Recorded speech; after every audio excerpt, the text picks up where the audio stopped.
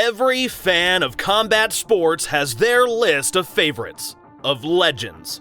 Everyone has their opinion of who is the greatest of all time. Sometimes, those legends get to face off against one another in the ring or the cage, making fans' dreams come true.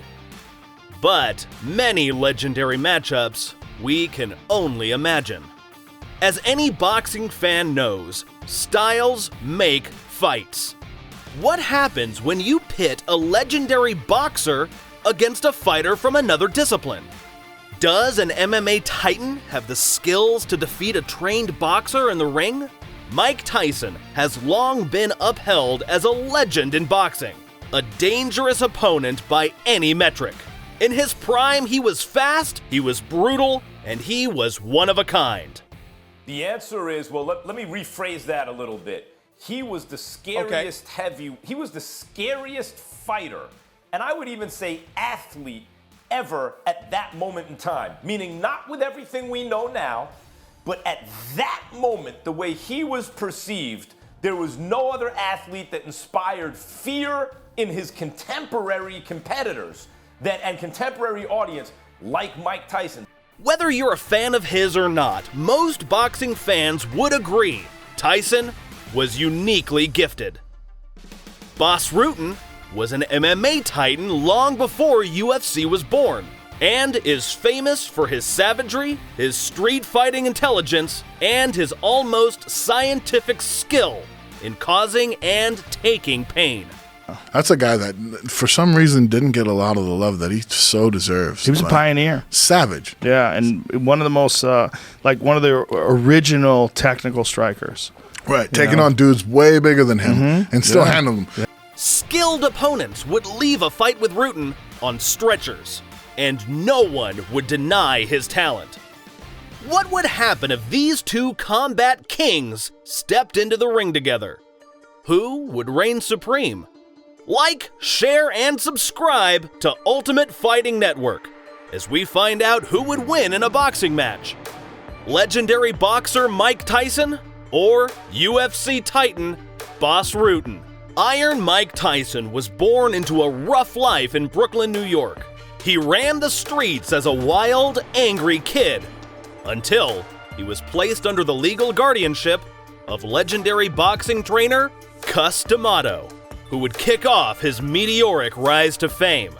Cus D'Amato was a hypnotist and a psychologist in a lot of ways, and a fantastic boxing coach as well, and took this young kid and showed him that you're going to get love from accomplishment, and you're going to conquer, and you're going to become the greatest heavyweight boxer of all time. He was the pit bull with no leash that respected one person. Yes. And anybody else at any given time feared the fuck out of this pit bull because nobody else knew, hey man, yeah, hey, yeah, somebody got to get this, hey, what is this with? Who?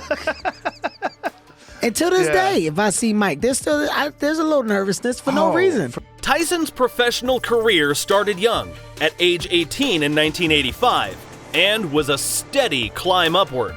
He collected heavyweight titles over the course of a decade until he became the Undisputed World Heavyweight Champion in 1988. This was considered the pinnacle of his career, his prime, and the standard version of Mike Tyson in the minds of boxing fans ever since. After this era, and a shocking upset in which he lost by KO to Buster Douglas, Tyson maintained his reputation as a boxing legend, but was no longer considered to be in his prime, staging a handful of comeback fights and remaining a figure in the cultural landscape. If there's one word you could use to describe Tyson's style, it would probably be ferocity, and it earned him a reputation. I call him Mike Nightmare Tyson. That guy was a nightmare in the ring. I mean, really, if he missed you with his left, then missed you with his right, he'd bite you. I didn't want to have anything to do with that. Mike Tyson is all about speed and power over a careful framework of pinpoint accuracy. In his prime, he was equally as gifted as an offensive fighter as he was a defensive fighter. Defensively, he was known for his head movement, his ability to slip under and around his opponent's punches in order to fire back counterpunches of his own. The ferocity of Tyson's offensive abilities was the power he packed into each of his punches, largely owing to the way he would use his legs like hydraulics, crouching before a punch to add a little extra pop to his already powerful strike. Tyson's mystique wasn't only because of how he performed in the ring. His whole personality played into how he was perceived and how he perceived himself. He was angry, hungry for success, a wild card. He was brutal. He was unpredictable. He was controversial both inside and outside the ring. Mike Tyson is still considered one of boxing's most larger-than-life figures, a powerhouse with unyielding boxing IQ and terrifying accuracy. Bas Rutten was born in Tilburg, Netherlands, and he had an unlikely start for his savage career. He was a sickly child, very small, and bullied daily. After sneaking into a Bruce Lee film at age 12, he became enamored with martial arts, and his parents relented to allow him to study Taekwondo. He used these new skills to knock out his childhood bully with one punch in a street fight, and was not allowed to study martial arts after that, until adulthood when he had moved out of his parents' house. Rutten made up for lost time. He trained in Taekwondo and karate, and started competing in amateur kickboxing matches. He was scouted and trained in mixed martial arts by Chris Dolman until he was chosen to join Pancrase, the direct ancestor of modern UFC. In his Pancrase career, Rutten made a name for himself as a fighter with brutality, an animal.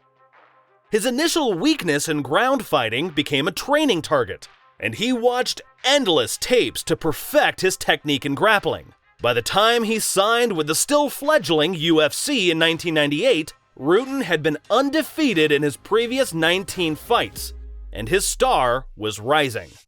Rutten became UFC Heavyweight Champion the following year, winning by decision in a hotly contested victory, and never quite regained his rise after that, as a series of injuries caught up with him. He became a UFC Hall of Famer in 2015. Rutten's fighting style has been called savage. And he was laying there motionless, and then everybody started, Funaki, Funaki, and then he got back up, and I go, oh, stop yelling, you know? And every time, I broke his cheekbones, his nose, everything was damaged, and the last one, I grabbed him by the hair, and I just drilled my knee in his face as hard as I could, and that was it. It was over, but I was proud of that fight. Yeah. Mostly known for his stand-up fighting, he has even been known to knock out his opponents in the middle of their attempts to take him down. Rutten is very technical in his fighting style, while also maintaining that scrappy street fighting acumen he learned as a young man. He understands real fighting and faces pain pragmatically. As the damage he has sustained over the years proves, he goes into a fight boldly, even recklessly, and takes the injuries as part of the process. Rutten's most famous, or perhaps infamous move, involves pinpointing his opponent's liver, either with feet or hands, which would completely debilitate his opponents. His understanding of anatomy as a fighter gave him an edge in understanding how to use his body both as a weapon and as a shield. So I stopped and I looked at him. I said, okay, you do that again, I'm going to hurt your hand. And he started laughing and we started boxing, and sure enough, he threw it again. The only thing that I did was lean over. He hit the top of my head. He was on the ground. Ooh. And that was with a boxing glove. He goes, oh my God! I said, I told you I'm going to hurt your hand. The history of fighters crossing disciplines, boxers to MMA, mixed martial artists to boxing, has been checkered at best. The record seems to show that fighters tend to be victorious in the area of their training and professional experience. Most boxers would win in the ring against MMA fighters. Most MMA fighters would win in the cage against boxers. But still, it can be useful to imagine what would happen if Tyson and Rutten stepped into a boxing ring together. How would their styles compare and contrast with each other? Against Rutten, Tyson's protective defensive style would be an asset, since he keeps his blocking close in the peekaboo style taught to him by Customato, and he ducks and weaves very efficiently. My style is impetuous, my defense is impregnable. It would be difficult for Rutten to go in with his infamous liver shots, especially since Rutten would not be able to use his legs and feet. Tyson would probably avoid these punches with ease, and would be able to strike fast and hard in his typical way. Rutten would likely be at a disadvantage against Tyson's understanding of boxing technique, but since Rutten's strength in martial arts has always been his stand-up style, he would not necessarily miss the lack of grappling and ground fighting. Overall, Rutten's advantage would probably lie in his ability to take damage. While both Tyson and Rutten are durable fighters, Rutten has famously used and abused his body, both offensively and defensively, and would not be easily dropped by Tyson's power punching. Spiritually and mentally, both Tyson and Rutten have what could be called a warrior's mentality. They understand not just the sport of combat, but real fighting, real savagery. In this regard, they would be more than equally matched. If Tyson won, it would be due to his legendary speed, accuracy, and technique, as well as his experience in the ring. If Rutten were to win, it would be because of his durability, wearing Tyson down and getting in shots whenever possible. Either way, no matter the outcome, I think we can all agree it would be quite a savage matchup. What do you think? Who would win, Tyson or Rutten? How would that fight play out? Comment below with your thoughts, and thank you for watching.